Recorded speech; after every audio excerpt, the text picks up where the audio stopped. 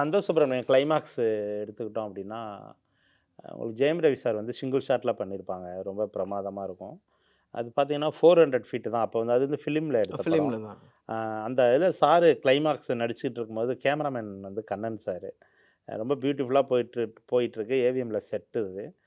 Single shot sir அது வந்து single shot பிச்சை எடுத்திருப்பாப்புல ரவி சார். சூப்பரா பண்ணியிருப்பாரு. அதில நடிச்சுட்டே இருக்கும்போது ரன் அவுட் ஆயிருச்சு ஃபிலிமு. ஓ!